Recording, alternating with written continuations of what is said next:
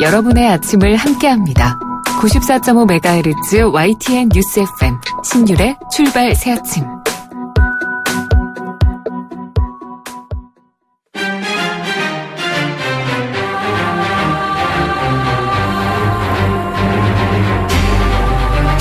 매일 아침을 뉴스로 깨웁니다. 신율의 출발 새 아침. 이르면 오늘 문재인 대통령은 송영무 국방장관 후보자와 조대엽 노동부 장관 후보자에 대한 임명 여부를 결정하게 됩니다. 경우에 따라서는 야당의 반발이 더 거세질 수 있는 상황인데요. 추경과 정부조직법 개정안을 처리해야 하는 청와대와 여당의 입장에서 과연 문 대통령이 어떤 결정을 내리게 될지 주목됩니다. 더군다나 증거조작 사건에 대한 국민의당의 반발이 극심한 상태에서 전국의 출구가 과연 있는지에 대해서도 관심이 쏠리고 있습니다. 그래서 오늘이 바로 전국의 분수령이 될 수밖에 없을 것이라는 의견이 많은데요. 정치권의 오늘 아주 특별할 것 같습니다. 신율의 출발 새 아침 오늘 순서 시작합니다.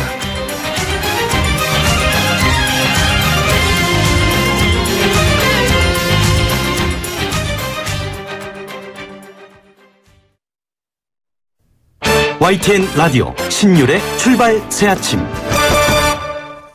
예, 지금까지 들어온 뉴스 정리해 보겠습니다. 백병규 시사평론가 스튜디오에 나와 계십니다. 어서 오십시오.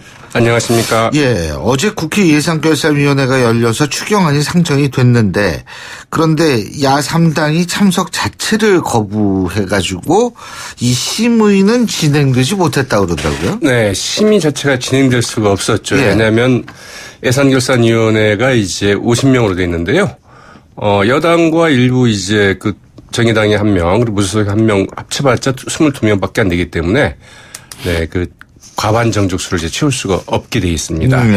이 정세균 국회의장의 그 중재도 그 아무런 진전을 그 이뤄내지 못했죠. 그래서 결국 이 백지연 예결위원장, 이 자유한국당과 국민의당, 바른정당 등 그 야3당이 불참한 가운데 그 전체 회의를 이제 열기는 했지만. 예. 개회 정족수는 됐던 거죠. 예. 네. 그러나 그 기다려달라는 그 야당 쪽 의견도 있다. 이러면서 그 현안질이 생략을 했고요.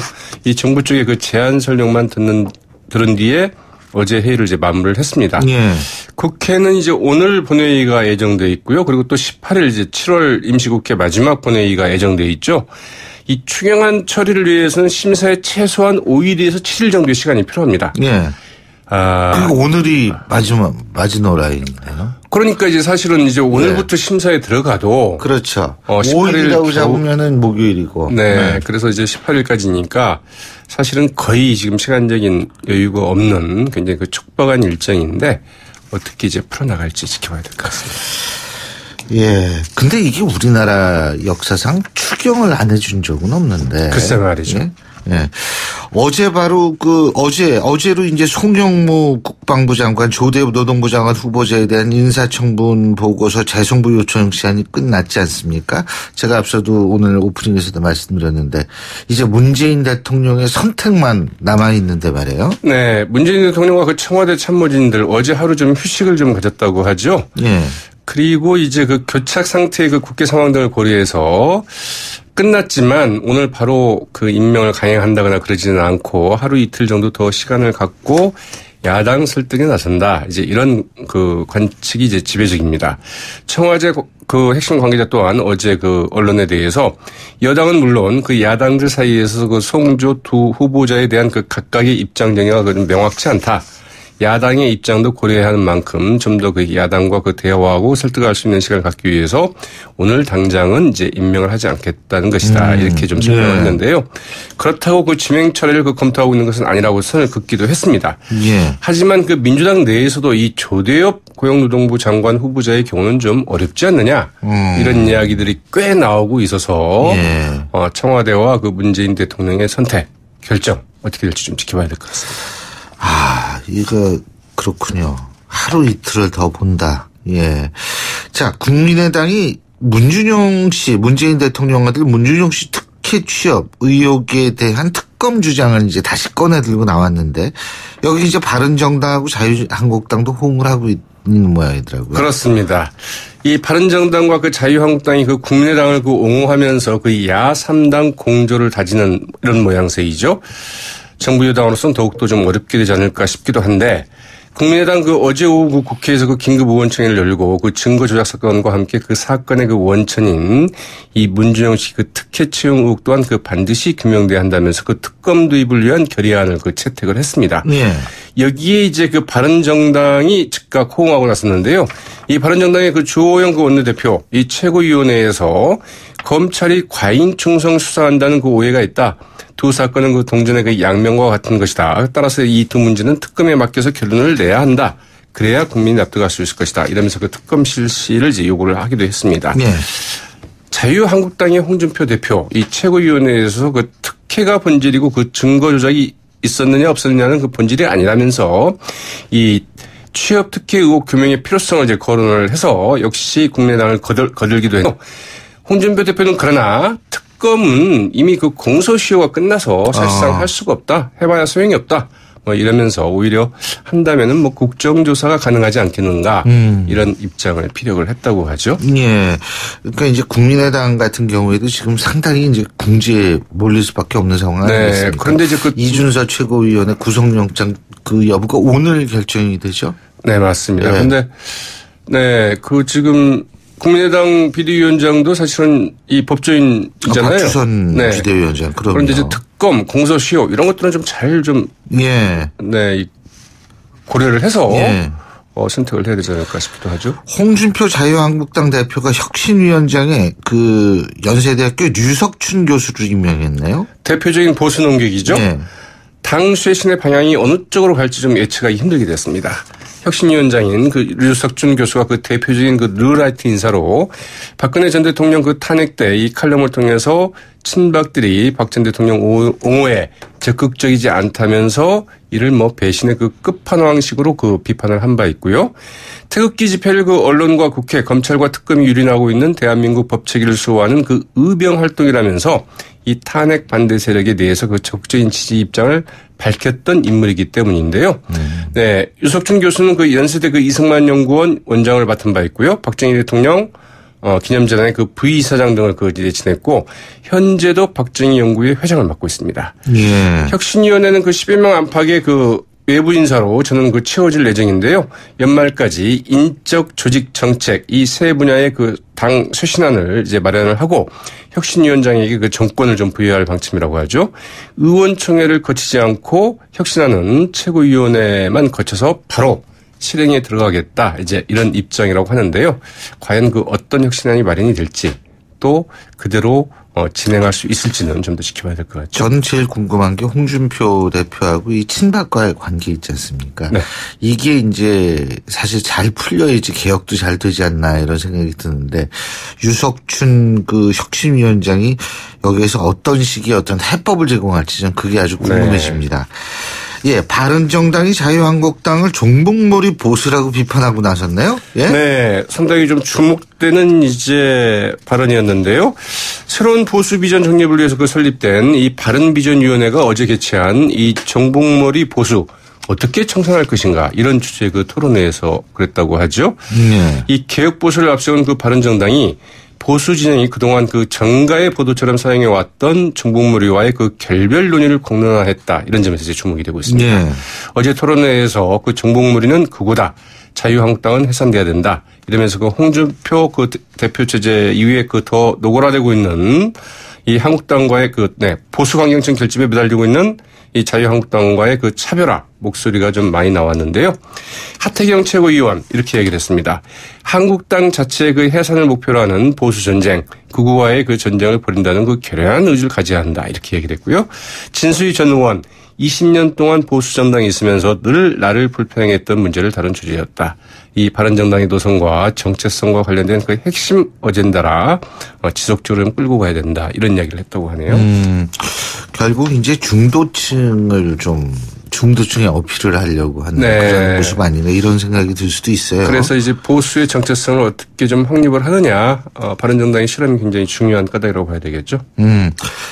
그리고 그 국민의당 저희가 앞서도 잠깐 얘기를 했습니다만 국민의당 김동철 원내대표가 추미애 민주당 대표의 성씨를 생략하고 미애 대표라고 호칭을 했는데 이 이유가 뭔지 모르겠어요. 네, 뭐 친근하게 부른 건 아니겠죠. 물론 그럼 지금 상황이 그런 건 아니죠. 네, 이렇게 얘기를 했습니다. 우리 당에서는 그 추자도 꺼내지 말라고 하니까 추미애 대표가 아니라 그냥 미애 대표라고 하겠다. 물론 앞서 그 추미애 대표 이야기는 안 했습니다. 그냥 미애 대표라고 하겠다. 이렇게 얘기를 했다고 하죠. 어제 오전에 그 정세균 국회의장이 주재한 그 사당 원내대표 회동에서 이제 이런 표현을 사용을 했는데요. 이 김동철 국민의당 그 원내대표가 한 말이었고 이 김동철 그 국민의당 원내대표는 곧바로 이어진 비공개 회동에서도 계속 추미애 대표라는 표현 대신에 그냥 미애 대표 이런 표현을 사용을 했다고 하네요. 예, 그 참 의미가 뭔지 모르겠습니다. 박근혜 전 대통령과 이재용 삼성전자 부회장 만남, 법정에서 만날 뻔했는데 못 만났죠. 네, 1년 4개월여 만에 그 법정 만남이 이제 끝내 무산이 됐는데요. 이 박 전 대통령이 이제 그 발을 다쳤다는 이유로 이 부회장이 증인으로 출석한 어제 그 자신의 그 재판에 이제 출석하지 않았죠. 예. 이재용 부회장은 예정대로 나오긴 했지만 그 증언 거부권을 행사를 했습니다. 이재용 부회장은 그 재판장에서 그 진실규명을 위해서 그 모든 질문에 그 성실히 답변드리고 싶은 게 본심이다. 그러나 변호인들의 그 강력한 조언에 따라서 네. 그렇게 하지 못할 것 같다. 재판 운영에 도움이 못 드려 대단히 송구스럽게 생각한다. 이렇게 이야기를 했다고 하네요. 예. 이어서 그 증인으로 나온 뭐 최지성 전 삼성그룹 미래전략실장과 장충기 전 삼성의 그 미래전략실장의 네. 차장도 역시 증언 거부권을 행사를 했다고 하죠. 예, 오늘 말씀 여기까지 듣겠습니다. 고맙습니다. 네, 고맙습니다. 예, 지금까지 백병규 시사평론가였고요. 신율의 출발 새 아침 1부 순서 여기서 줄입니다. 잠시 뒤 2부에서 뵙겠습니다. 소통의 아침을 여는 공정한 목소리 신율의 출발 새아침. 신율의 출발 새아침 2부 순서 먼저 광고부터 듣겠습니다.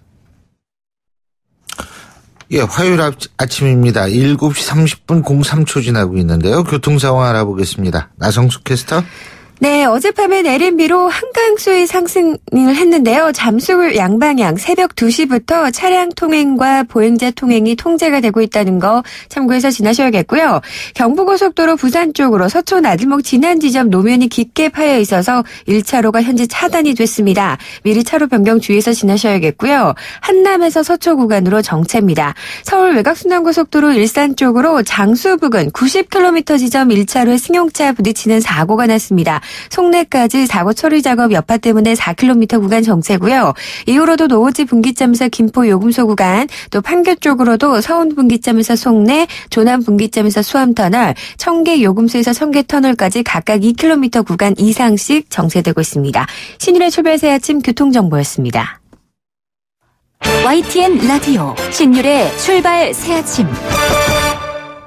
예, 저희가 앞서 뉴스 브리핑에서도 잠깐 말씀을 드렸었는데요. 국민의당이 대선 당시 문재인 대통령 아들 문준용 씨 취업 특혜 의혹 그 증거 제보를 조작했다는 사실이 알려지면서 지금 논란이 일고 있죠.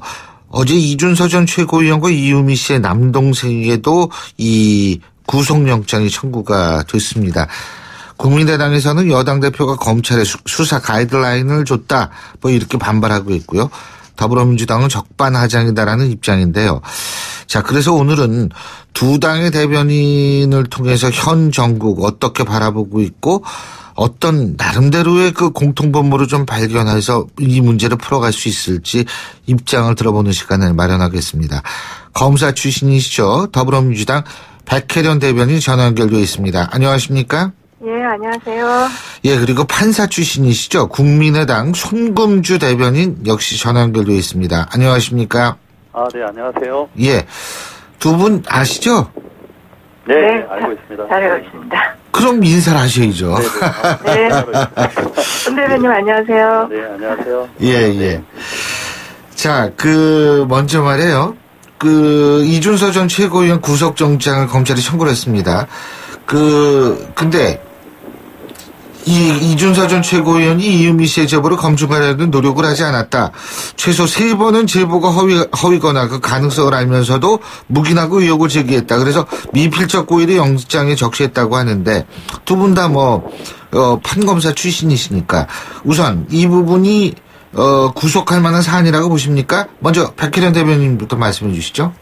당연히 구속을 할 만한 사안입니다. 먼저 이 사건의 중대성으로 본다면 진짜 국가의 근본을 결정하는 그 대통령 선거에서 민주주의 기본 원칙을 흐린 굉장히 중대한 사건이고요. 그리고 이 사건이 정당 차원에서 이루어졌기 때문에 지금 관련자들과 진술을 이렇게 모의할 가능성이 충분히 있습니다. 그래서 신병 확보가 필수적이라고 할 수밖에 없기 때문에 충분히 구속할 만한 사안이고 검찰이 수사 매뉴얼과 원칙에 따라서 영장을 청구했다고 봅니다. 예, 송금주 대변인께서는요. 네. 먼저 이번 제보 조작 사건에 대해서 우리 국민 여러분께 다시 한번 사죄 말씀을 드립니다. 이 건은 분명히 잘못된 일이고 또 있어서는 안 될 일입니다. 이 검찰의 구속과 관련해서는 그 범죄 사실 자체를 살펴보면 저희가 그 국민의당 진상조사단에서 확인했던 사실관계와 별반 차이는 없습니다. 다만 그 행위를 평가할 때 이준서라는 사람이 그 이유미의 그 말을 통해서 허위라는 사실을 인식할 수 있었는가에 대한 법률적 평가 문제가 지금 이견을 이루는 부분입니다. 이제 이런 차원에 있을 때 검찰이 어떻게 수사를 해야 될 것이냐의 문제는 검찰 나름의 기준이 있을 겁니다. 물론 구속영장을 청구해서 신병을 확보할 수도 있고 계속 수사를 해서 불구속 기소를 할 수도 있습니다. 그런데 저희가 문제 삼는 부분은 굳이 그 추미애 대표께서 금요일날 미필적 고의니 이런 말씀을 하시고 갑작스레 일요일날 영장 청구가 됐기 때문에 그리고 영장 청구 사유도 그 새로운 사실 발견을 통해서 제보 조작을 인정한 것이 아니고 이준서라는 사람이 미필적으로라도 그 이유미가 말한 부분에서 허위라는 점을 인정할 수 있었겠다 하는 전제에서 하는 것이기 때문에 그런 부분에서는 좀 무리하게 구속영장을 청구한 것이 아닌가 이렇게 보고 있습니다. 그러면은 그 가이드라인을 제공했다 그 얘기죠? 가이드라인, 그러니까 검찰이 독자적으로 판단을 했더라도 우리 추미애 대표께서 굳이 금요일날 그런 구체적인 그 수사 지침과 상응하는 그런 말씀을 하지 않으셨어야 하지 않나 이런 생각입니다. 자, 백혜련 대변인님, 어떻게 보세요? 수사 지침과 먼저 같은 이런 표현 쓰셨는데. 이 사실관계는 국민의당에서 발표된 사실과 별반 다르지 않다고 말씀하시는데요. 사실 언론에 제가 보도된 그 구속영장 청구 사실을 보면 사실관계가 사실 많이 다릅니다. 그런 미필적 고의라는 부분은 결국은 내신의 의사이기 때문에 정황 증거로 인정될 수밖에 없는 부분입니다. 네. 그런데 지금 어제 언론에 보도된 구속영장 범죄 사실에 의하면은요, 지금 이준서 전 최고위원이 기자회견 전에 5월 5일 기자회견 전에 이미 기자들에게 접촉을 시도해서 기사를 요구했는데 그 기자들 같은 경우에 진위 여부가 확인되지 않는다. 기사가 어렵다는 말을 합니다. 그리고 나서 이준서 최고위원이 그 기사를 시키기 위해서 이유미 씨에게 더 추가적인 녹취라든지 이런 부분들을 지시하는 부분들이 나오거든요. 그리고 국민의당 내부에서도 문준영 씨와 증언자의 그 파슨스 숙을 제약 기간 일치하지 않는다. 이런 지적까지 나옵니다. 이런 여러 가지 정황 증거들을 봤을 때 그것이 바로 미필적 고의가 인정되는 부분입니다.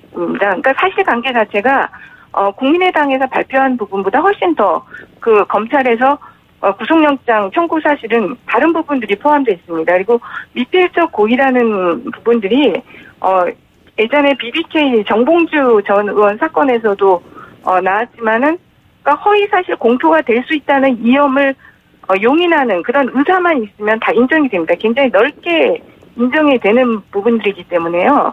이 부분들은 지금 사실 그동안에 이유미 씨와 이준서 전 최고위원이 주고받은 그 카톡 내용으로 보더라도 미필적 고의가 충분히 인정될 수 있을 뿐만 아니라 지금 검찰이 구속영장에 청구한 그런 범죄 사실에 의하면 더욱더 저는 하선하게 인정된다고 봅니다. 예, 송금주 대변인. 네, 우리 백혜련 대변인께서 지금 범죄 사실에 대해서 정확하게 인지를 못하신 것 같습니다. 그러니까 5월 5일 발표 전후에 있는 상황을 5월 5일 발표 전에 있는 상황으로 뭉뚱그려서 말씀을 하시는데요. 이 부분은 저희가 세부적으로 따지면서 누가 잘했다 잘못했다 이렇게 얘기하는 것이 아닙니다. 저희가 잘못된 것이고 이준서라는 사람도 이 부분에 대해서 좀 더 꼼꼼하게 검증을 했어야 되는데 못한 부분에 대해서 잘못이 있는 것은 인정을 합니다. 그렇지만 허위 사실을 유포하려는 목적 그런 고의가 있었다고 볼 것이냐의 문제는 법률적 판단의 문제이고 이 부분은 영장 실질 심사 단계 그리고 본 재판 단계에서 밝혀질 것입니다. 근데 이 부분에 대해서 미리 정치권에서 왈가불가하는 것 자체는 적절하지 않은 것 같고 특히 지금 국민의당 입장에서는 계속 사과를 하고 잘못을 인정하고 있습니다. 누가 인정하느냐 이런 부분이 아니고 비대위원장 스스로 이 건에 대해서 여러 차례 사과를 했습니다. 예. 네, 그렇기 때문에 이 건에 대해서 지나치게 정치적인 의미를 부여하지 않았으면 한다 이런 입장입니다. 자, 지금 영장 실질 심사라는 단어를 쓰셨는데 우리 송금주 대변인께서 지금 이준서 전 최고위원한테 구속영장이 이 구속영장이 발부가 되느냐 안 되느냐에 따라서 향후 전국도 많이 달라질 거라는 예상들이 많습니다. 자, 구속영장 발부가 될 거라고 보십니까? 백혜련 대변인께서는? 지금 구속영장 범죄 사실에 의하면 저는 구속영장이 발부가 될 것이라고 생각합니다. 예. 아까도 말씀드렸지만 이 사건이 갖고 있는 사안의 중대성, 그 부분은 어느 누구에도 부인할 수 없을 것입니다. 그 부분과 더불어서 이 여러 가지 범죄 사실에 있어서 충분하게 이준서 전 최고위원이 이 사실이 허위 사실이라는 것을 알 수 있는 여러 가지 정황들이 있습니다. 그렇기 때문에 구속영장은 충분히 발부될 것이다 이렇게 봅니다. 예, 송금주 대변인께서는요? 일단 저희가 현에서 구속영장이 발부될 것이다, 기각될 것이다 이렇게 단정적으로 말할 상황은 아닙니다. 법원에서 공정하고 현명하게 판단할 것으로 생각을 합니다. 다만 이 사건에서 이준서라는 사람이 이 영장 청구 이전에 4번의 검찰 소환에 성실하게 응했고 또 압수수색도 이미 받았고 또 해외 출국도 금지된 상태입니다. 특히 모든 증거가 검찰에 압수되어 있는 상태인데 추가적으로 단순히 혐의가 사안이 중하다 이 이유만으로 영장이 발부될 사안인지 지금 법률적 해석의 문제가 남아있기 때문에 그런 부분에 대해서는 약간의 우려를 저희가 표하는 것입니다. 예. 제가 이제 좀 전에 이 영장이 발부되느냐 안 되느냐가 향후 전국에 일정 부분 영향을 미칠 것이다 이런 말씀을 드렸는데 백혜련 대변인께서 아까 정당 차원이라는 단어를 쓰셨거든요. 이 증거 조작과 관련해서요. 근데 네. 이 정당 차원이라는 의미 그렇다면은 국민의당 윗선까지도 이것이 조금 수사가 필요하다 이렇게 보시는 거예요? 이거는 그러니까 만약 이준서 전 최고위원의 영장이 기각된다 하더라도 예. 추가 수사는 저는 계속 이루어질 것이라고 생각합니다. 그게 검찰의 어떤 수사의 기본적인 원칙입니다. 왜 그러냐면 이 사건 같은 경우 결국 허위 사실 공표거든요. 범죄 사실이. 예. 그럼 그 공표 과정에 관여한 사람들의 조사는 필수적입니다. 그리고 지금 공명선거 추진단에서 기본적으로 모든 것을 계속해서 추진했기 때문에 그것에 관계된 사람들, 그분들 같은 경우는 계속 추가적으로 저는 수사가 될 수밖에 없는 사안이라고 봅니다. 그리고 공명선거 추진단의 선거 과정을 통해서 예. 지도부까지도 그것이 연결되는 부분이 있다면 수사가 갈 수밖에 없는 것이죠. 그러면은 박지원 전 대표나 안철수 전 대표 같은 경우 추미애 대표가 이제 그런 얘기를 했는데 이 부분은 어떻게 보세요? 그러니까 그 부분도 이제 공명선거 추진단에서 보고가 됐다든지 그런 이제 진술이 나온다고 한다면은 그 부분에 대해서 충분한 수사가 되어야 될 것으로 보이고요. 박지원 전 대표 같은 경우는 이미 전화 통화를 했다는 부분이 이준서 전 최고위원하고요. 이준서 전 최고위원과 그러니까 그 부분에 대한 수사 그런 부분들은 충분히 이루어져야지 된다고 봅니다. 예. 자, 송범주 대변인. 네. 지금 민주당이나 우리 백혜련 대변인의 바람을 말씀하시는 것 같습니다. 아마 우리 대변인께서 영장 범죄 사실을 보셨다고 하니까 그 내용을 보셨다면 이 사실의 진상이나 그 관여 범위에 대해서 충분히 파악하실 수 있을 것 같습니다. 물론 더 수사를 확대할 것인가의 문제는 검찰에서 독립적으로 판단해야 될 문제입니다. 자꾸 그 정치권에서 누구를 더 수사해라 이렇게 말씀하시는 건 적절하지 않다고 봅니다. 이 부분은 제가 말씀드리면 이거는 제가 정치인이기 때문에 말씀드리는 부분이 아니고요. 검사였던 사람으로서 법률가로서 봤을 때 기본적으로 이 사건에 관여된 사람들에 대한 조사는 당연히 가는 것이 수순입니다. 예. 어떻게 보세요? 검찰에서 이미 상당히 수사를 했고 사실관계를 어느 정도 정리한 상태라고 저는 보여집니다. 물론 검찰에서 추가적으로 수사 필요가 있다면 그거는 진행을 하는 것이고, 다만 제가 말씀드리는 것은 법률 전문가로서 말씀을 하신다고 했는데 영장 범죄 사실을 아까 보셨다고 하니까 그 법률 전문가로서 영장 범죄 사실을 판단하신다면 다른 의견도 충분히 가능하다고 생각합니다. 그러니까 이게 우리 송범주 대변인께서는 수사의 중간 단계가 아니라 거의 최종 단계다 이렇게 파악하시는 거군요. 글쎄, 어쨌든 범죄 사실 자체로는 이 사건의 발생 경위나 관여 범위에 대한 내용들이 많이 포함되어 있습니다. 저희들은 물론 당에서 정치적으로 책임이 있는 것 인정합니다. 그리고 저나 국민의당이나 또 이 다당제를 위해서 새로운 시도를 했던 많은 사람들이 이 건으로 상당히 힘든 상황입니다. 사실 우리가 추구했던 다당제의 가치에 대해서 이 건 때문에 많이 희석되고 흐려지는 것이 속상하고 힘든 상황입니다. 지금 사실 국민의당 같은 경우에 추미애 대표의 머리 자르기 발언, 이거 이후에 협치 파기 선언 국민의당이 하고요. 일정 보이콧하고 이러고 있지 않습니까? 이게 아무래도 문재인 대통령하고 정부 여당에는 부담이 될 수밖에 없다 이런 의견들이 많은데, 최소한도 추미애 대표가 물론 국민의당은 사퇴까지, 정계 은퇴까지 얘기를 했습니다만 일정 부분 유감 표명이라든지 사과 정도 나와야지 전국이 풀리는 거 아니냐 이런 얘기도 있는데 우리 백혜련 대변인께서는 어떻게 보십니까? 이 부분 같은 경우는 사실은 이 사건의 기본 문제는 사실 국민의당에 있는 거 아닙니까? 그런 상황에서 어떤 추미애 대표의 일부 발언 또는 표현을 문제 삼아서 국회 보이콧을 하는 거에 대해서 어떤 국민이 지금 동의할 수 있나 싶습니다. 그리고 추미애 대표 같은 경우는 사실 이 사건으로 고발을 당한 실질적인 피해자이기도 합니다. 그래서 그런 부분들이 분명히 고려해야 될 것으로 보이고요. 무고죄로 고소했죠, 그죠? 네.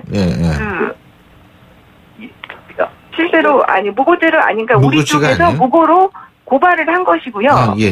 실제로 국민의당에서 추미애 대표를 또 고발을 했습니다. 네. 근데 실제로 고발도 당한 상태입니다. 본인이. 그렇기 때문에 어떤 피해자의 입장인 것이죠. 네. 송범주 대변인. 어제부터 그런 말씀이 자꾸 나오는데요. 민주당에서 추미애 대표께서도 고발을 당한 상태라서 이런 발언을 하게 된 것이다. 이렇게 말씀을 하시는데 저는 그 부분은 이해할 수가 없습니다. 당 대표가 개인적으로 고발당한 문제와 지금 이 건에 대해서 당대표로서 발언하시는 부분, 꼬르 자르기, 머리 자르기, 범죄 집단, 대선공작 게이트, 이런 말씀을 서슴없이 하시는데 그 부분과 어떤 관련이 있습니까? 그거는 당대표로서 말씀하실 부분은 말씀한 내용에 대한 사유가 될 수는 없다고 생각합니다. 그리고 국회에서 협치, 그리고 새 정부가 출범해서 나아가는 문제에 대해서 저희들이 적극적으로 협조하려고 노력을 했었습니다.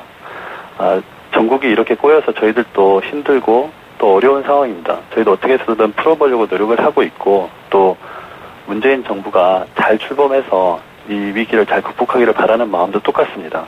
다만 이 국회의 협치는 야당이 고개 숙이고 들어가서 이루어지는 것이 아닙니다. 여당과 야당이 함께 이룰 수 있는 것입니다. 그 얘기는 어떤 계기와 명분을 좀 만들어줘야 된다 이런 얘기로 이해도 되겠습니까? 예, 그런 부분도 있습니다. 그럼 박희런 대변인께서 보실 때는 그런 계기와 명분은 뭐여야 된다고 보십니까?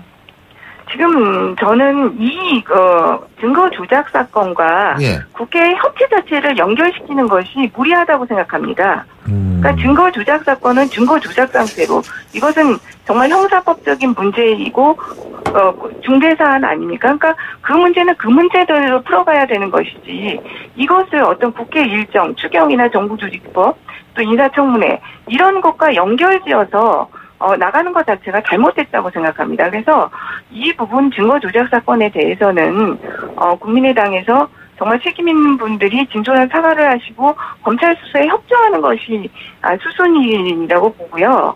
그러다음에 국회의 문제 이런 것들은 다시 새로운 협상을 통해서 그리고 서로 양보할 부분이 있다면 양보하는 부분을 통해서 해결해야 되는 부분이지 이 두 가지를 연결시켜서 협치를 거부하시는 것 자체가 예. 저는 좀 잘못된 시각이라고 봅니다. 예, 알겠습니다. 송금주 대변인께 좀 여쭤볼게요. 지금 문재인 대통령 아들 문준용 씨의 취업 비리 의혹도 수사하는 특검을 도입하자 이런 얘기가 나오는데요.